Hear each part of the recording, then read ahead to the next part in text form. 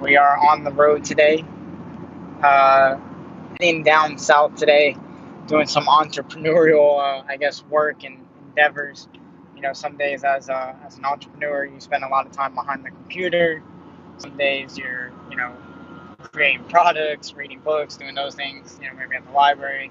And then there's just some days you're on the road, and today is one of those days. Heading down to meet up with someone, doing some networking, and trying to just build and make some of these thoughts and these things going on just come together.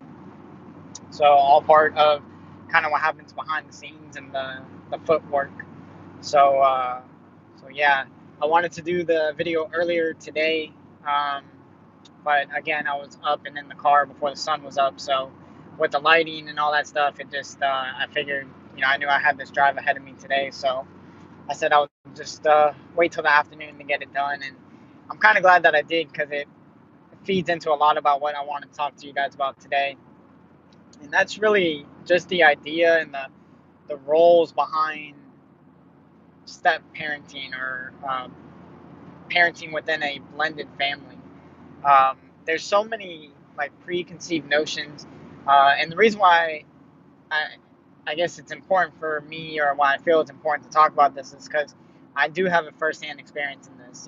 My daughter is technically my stepdaughter, which I shared in my video yesterday, and there's just a lot of things that go on in these roles. Definitely a lot deeper than what we can cover in the next 20-30 minutes that we're going to talk here, but really just to scratch the surface and kind of open up our awareness and open up our thought process, maybe have a new thought or a new approach to this whole idea of blended family parenting, or step parenting, co-parenting, whatever you want to term it. But it really was amplified for me to want to talk about this today, and I should say gave me the head nod to forward with it, because this morning I got off of shift from the fire department, and I was heading down to back home, because they were doing I gotta think of the title because I always get it wrong. It's Dads Take Your Child to School Day. I always want to say like Dads Take Your Kid to Work Day, but no, not going to work, taking them to school. Um, it was my like second year doing it with her. And last year was kind of cool. It was like one of her first years going to school, something that was new to us. So I didn't really think about it much. Um, this year, I had to do some research on it, because I was like, why are they making it a big deal, like for dads to take the kids to school? Like, yeah, I mean, technically, I don't take my daughter to school as much as her mom does, but I do still take her to school. So I was like, that's kind of weird. So I did do some research on it, and I guess uh, it was mainly created and developed for like soldiers and military people that are away on deployment, or don't get the opportunity to take to school and see what they do in the classroom. So I guess that was like the real driving force behind it. So for that, I give it a thumbs up. It's cool to do that stuff in the military and give them the opportunity to to see what their kids are doing. They sacrifice a lot, so I'm with it. I'm with it. But today was interesting, because the other thought that I had was about blended families. Are both parents showing up, or is one going, or what if no parents go, and all these thoughts that just, again, what the outside perception is. I feel like as a parent in this blended family structure, I feel like it's an invitation for a lot of people to share their thoughts and opinions about the situation or the other people involved. And I always find it really interesting, because it's like they have no idea who the other people are. Maybe they do, but again, what happens behind closed doors, or what happens behind the scenes, is very, very rare or heard or felt. A lot of people, especially the kids in these situations, have this kinesthetic involvement. They're having their entire selves involved in what's happening between the four parents in a blended family. But they just feel like it's this opportunity to share their opinion, and it's got to be this way or that way or whatever. So the first thing is, if you're in a blended family, if you're the child from a blended family, or are in my seat and you're in it, you are one of the parents in a blended family, be very mindful to, of course, if you want to be respectful and listen to what people have to say, I feel like there's always opportunity, um, but be mindful and aware of the fact that sometimes that learning is on what not to listen to, because sometimes people bring in their own baggage, their own, um, you know, their own mess into it, and they want to make it seem like it's your problem and your situation to deal with, and it doesn't help the situation. You know, what it's important to remember is that the whole reason why these two different parents or sets of parents, and again, one could be a single parent, the other, side remarried. I mean, as long as you understand that there's two different households, that's what I'm referring to. Um, the whole reason why there's a connection between those two different households is because of the child. So, in my opinion, it's very important to keep that at the base and understand that with all your movements and all your decisions, it's because of the child in this situation. So, with that said, um, you have to sometimes ignore a lot of what other people are saying. It just too often, even in my, and I'm not going to talk about my own personal situation and the circumstances that I have in my personal life, and this is very generic stuff that I have had from my personal experience. Obviously, I share a conversation with other people that are in similar situations, sharing some of their experiences. So this is like a whole, um, a big resource of information that I'm getting all of this from. But sometimes the information that's given is to like shame the other people.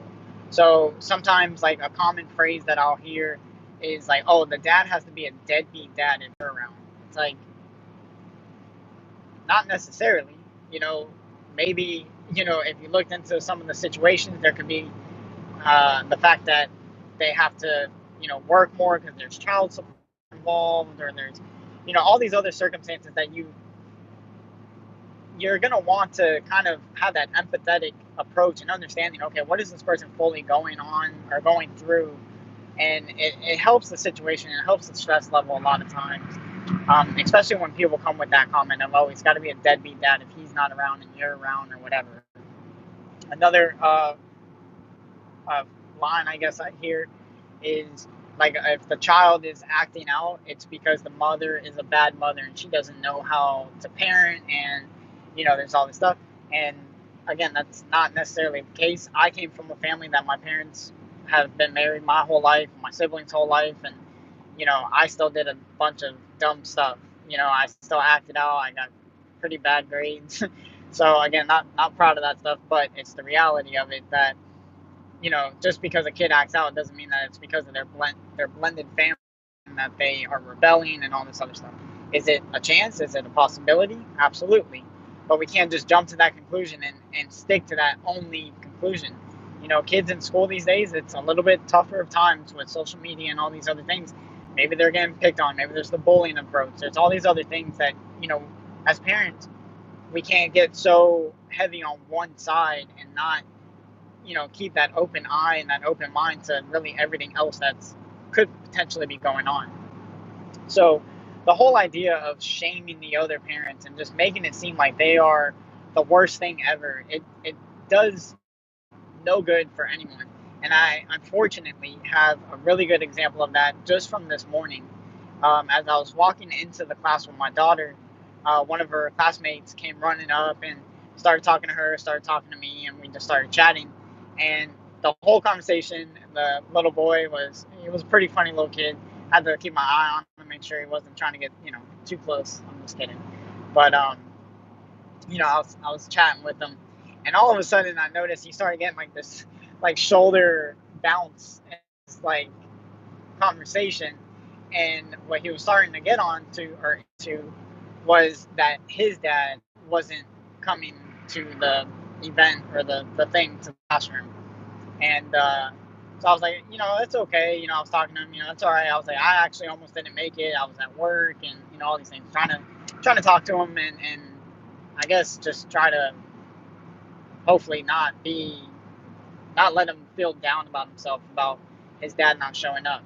And it was at that moment that I'm trying to do that, and he looks at me and he's like, "Yeah, my dad's just an idiot," and he's doing the shoulder thing or whatever. And for me, that all cued me into the fact that maybe that wasn't really him having that conversation with me. Maybe that was something that he heard.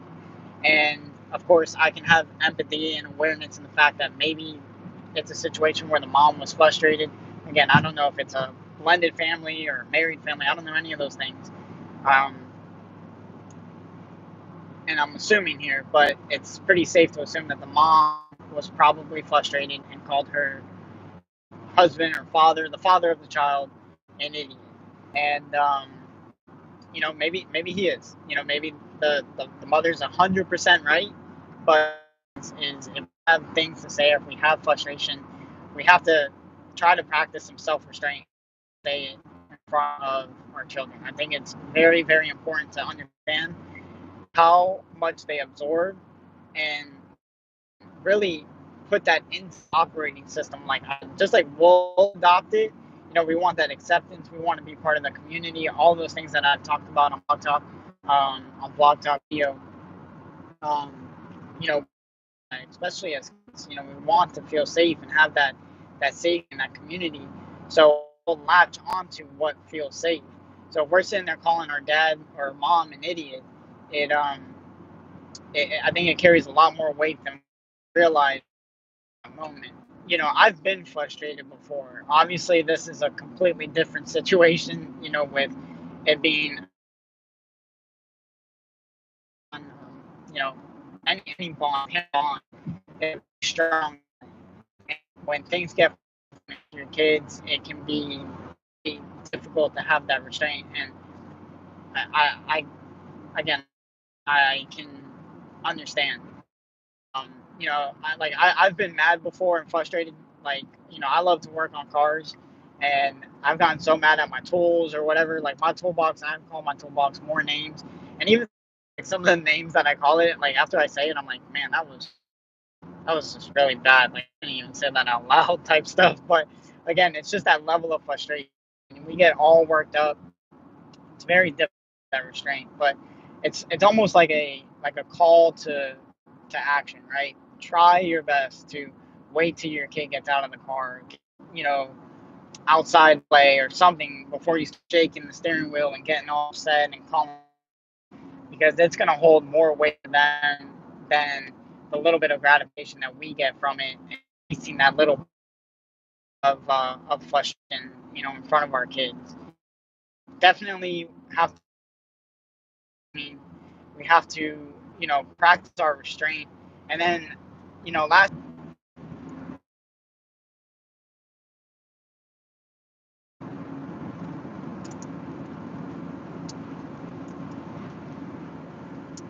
All right, so I think we're back. It says we're live. I don't know where it cut out. I'm just gonna pick up where I left off. Hopefully, it'll link up pretty well. But I was saying, like, the third thing that we really have to touch on is our awareness and our patience when it comes to our kids. I feel like this is like a general blanket when it comes to kids in general, as a parent, especially when it comes to like the blended families. Um, when it comes to the household is very important. It's a crucial, um, it's a piece of their life that, I remember like my childhood, just like my safe place. I felt like nothing could happen within my house just because that's how I saw it. It was my safe place. And so I knew that there was roles in there was structure, there was things that were set up between my mom and my dad that created how we operated and how we flowed as a family. And for kids, again, they do absorb a lot. Now they're absorbing two different households. They're absorbing, you know, for instance, like my method of, you know, like my daughter, she sets the table every night for dinner. Like that is her thing. She gets her water. She gets, water for me and her mom. She puts all the napkins out, all the silverware. I kind of get everything else ready if there's help, in the kitchen. And then obviously, my fiance is in there cooking. Obviously, some nights I'll cook, and but cooking. Obviously, some nights I'll cook. and vice versa. She always has that role. Now, when she goes to her dad's, I don't know if she does that. I don't know if she does it. I don't know if, what she does there.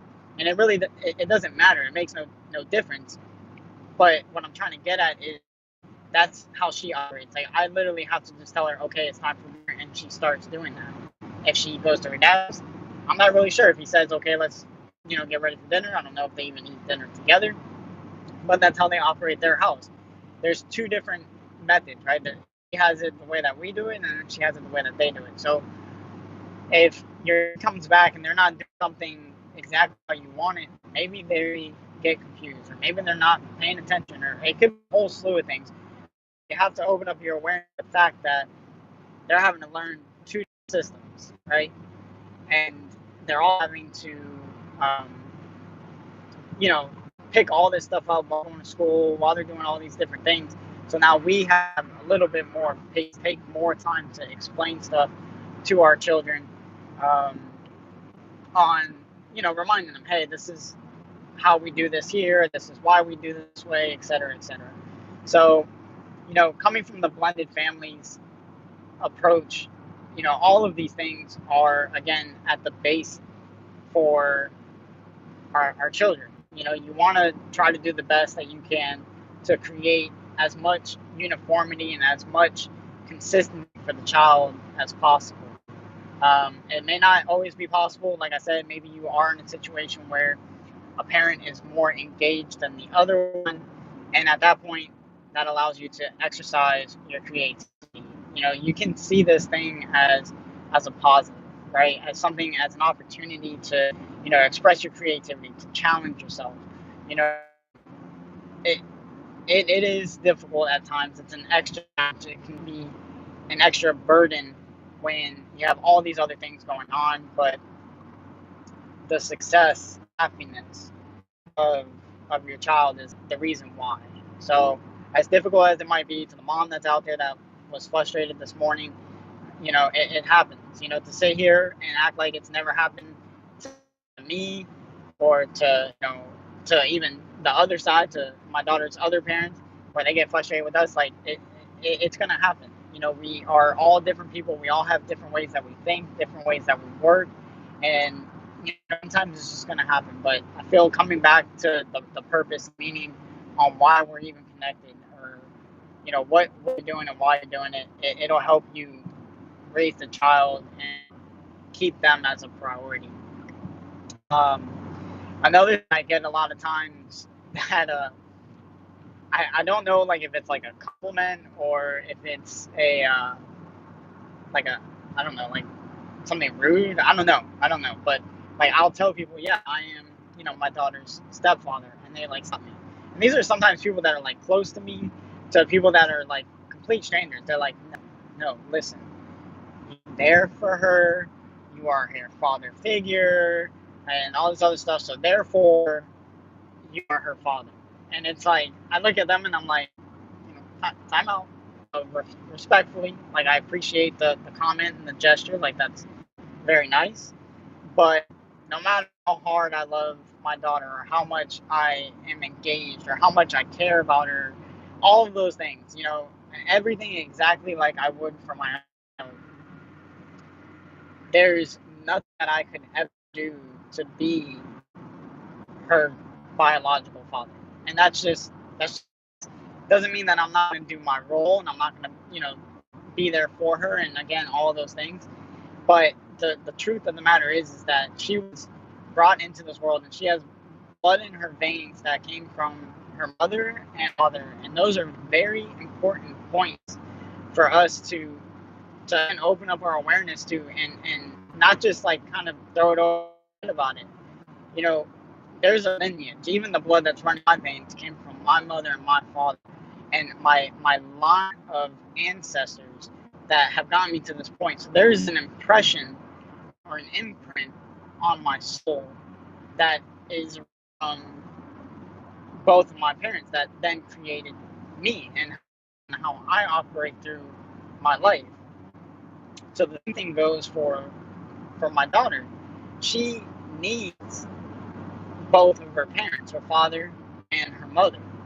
And it's very important for her to, and sometimes, and I've gotten into conversation with people, and sometimes they're like, well, they have nothing to teach them. Well, sometimes that is what they need to be taught. Sometimes that's something that they need to be shown, right? I've had situations in my life where I've met people and I've interacted with people, and I've looked at them and I've walked away going, that is exactly how. All right, so I believe we are back. So just so you guys know how hot it is, my phone went into that can't do anything until it cools down mode. That's how hot it is, and it's almost October. So I feel like Mother Nature kind of forgot like the order of the months. She kind of got lost, made a U-turn, and now it's going back to August and July and how hot it is. I mean, it is pretty crazy hot.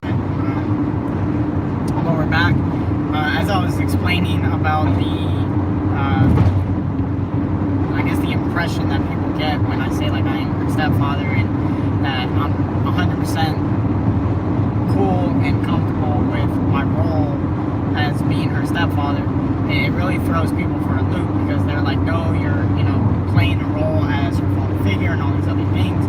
And as I was explaining, she has the blood running through her veins from her mother and her father, which make her who she is. And so there's things that she sometimes needs to learn from them. And I've heard that, okay, yes, again, not talking about my personal situation, talking about really the overall consensus and preconceived notions that a lot of people ride on.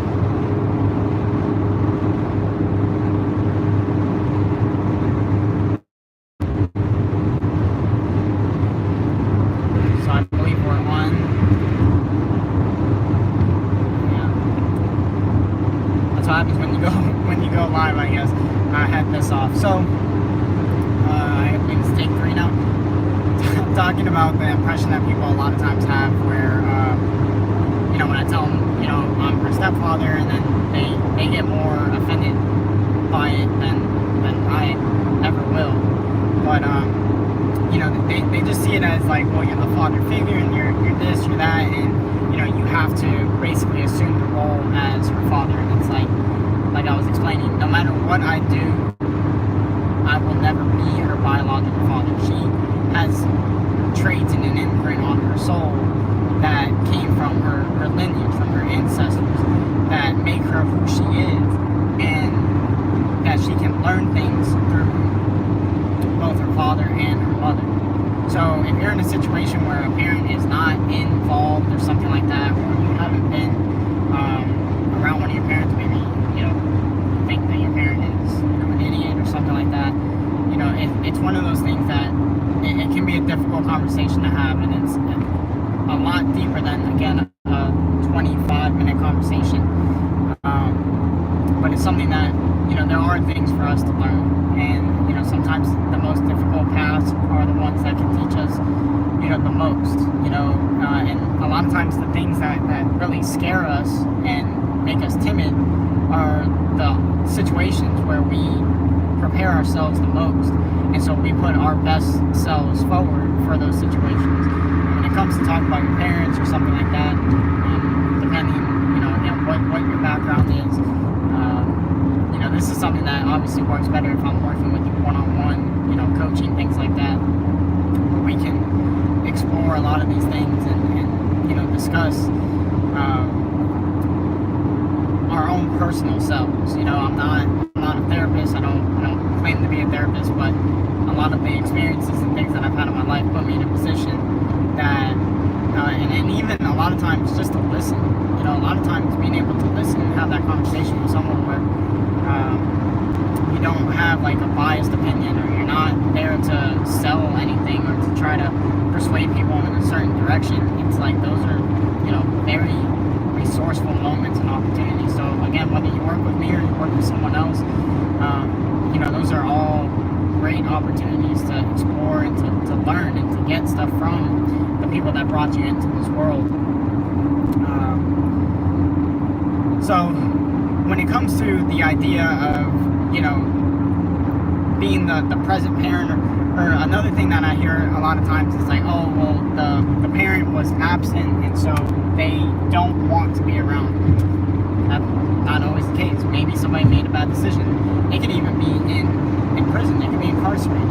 And yeah, they made a bad decision, but that doesn't necessarily mean that the parent doesn't want to be around, right? They made a bad decision. We've all made bad decisions. Maybe not decisions that get us put in prison or jail. And it's very easy to, again, shaming needs to stop, but to point at them and say, oh, well, they should have known better, they shouldn't have done that. I've met plenty of great people that have been to jail and made bad decisions or were put in positions where they thought and felt truly that was the only way to make ends meet, and because of that, it resulted with them getting in trouble. So, not to go on a tangent, but just, again, open up your awareness, open up your empathetic vision of understanding that people are living life just like you are, and sometimes, we had better insights or better opportunities or put in a better position. Doesn't necessarily mean that it doesn't mean at all that we're better than anyone else. It just means that given situation, we were.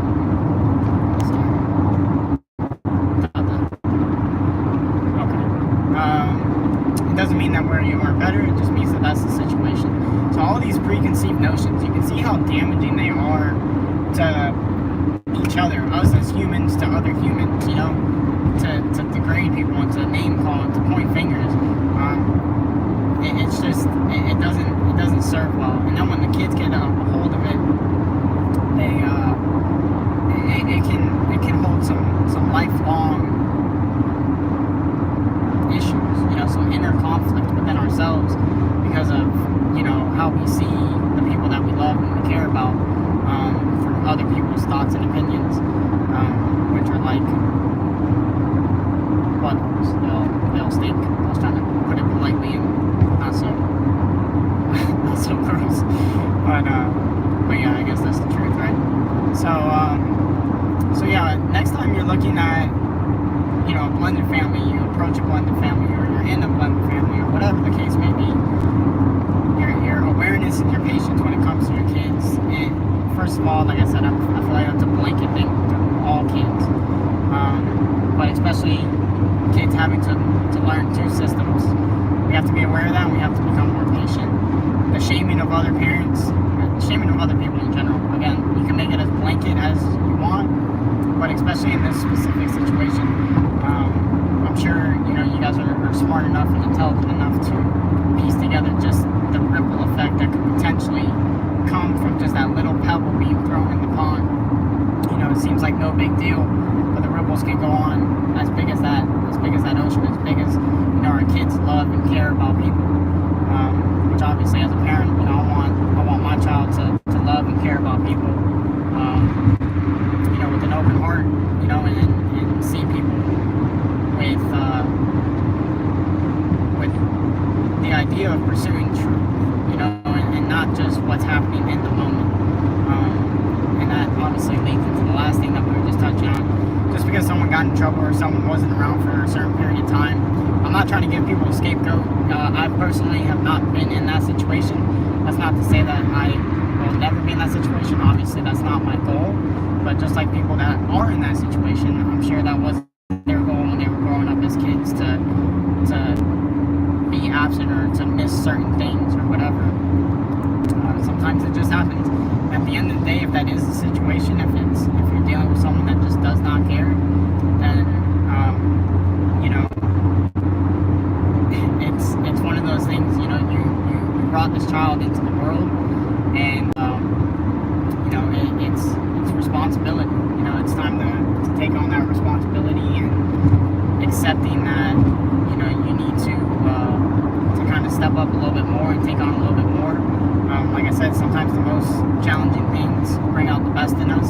Things that scare us the most prepare us. We take that extra time, pay particular attention to the details, and you can push yourself and achieve a lot more than you ever thought you could. If you're a parent right now, I'm obviously a step parent. Before I had my daughter, I thought like the littlest things were like inconvenient and the biggest challenges. Now, you're in the middle of doing 3 different things, and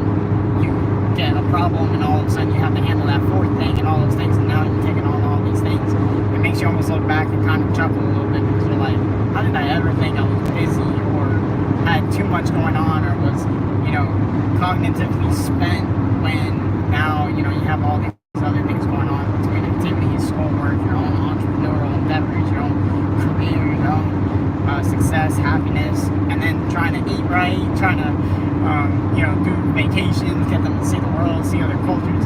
It can, it can be a little taxing. So sometimes, just understanding that everybody is kind of going through that same mix, it humanizes the situation instead of making us want to look at other people and just spread that hate and all of those people, created that business or that life or that relationship with a kid out of luck. It's like, no, it takes involvement, engagement, and time, energy, effort. Those are the things that produce those memories. One of the things that I do at the fire department is I still ride on the rescue unit. I have enough seniority at this time to get onto like the fire apparatus, but with the fire apparatus, you don't deal with people as much. You deal, mostly with car accidents and, more of like the scene of the car accident, or the, if you have a fire alarm, you're dealing, with kind of just equipment, with scenes and scenarios, and if the house is on fire, or there's a car accident, a car fire, one of those things, that's more where the engine goes. The rescues are I'm going to say a lot more busy than the fire trucks, at least in South Florida. So I still bid the busier truck and the busier unit because I still like the engagement. I still like being able to put forth that extra effort so that I have that engagement and that involvement with the community and with the people that I transport to the hospital. Sometimes it's not the easiest road that's going to bring you the most gratification or the most, success, or whatever you want to call it, but it brings you the most fulfillment. So don't always just chase, check boxes. Chase things that bring you feelings that make you feel alive, and make you feel like you have purpose. It changes everything. That's it for this video. Remember to, open up that awareness, grow that patience, stop shaming people, and take an opportunity, take a moment to look at the bigger picture, not just judge people off of one situation or their current situation. Give them an opportunity and benefit of the doubt that things can change and things can become better for them in the future. All right. So until next time, guys. Jonathan, I'm signing out. I will see you shortly.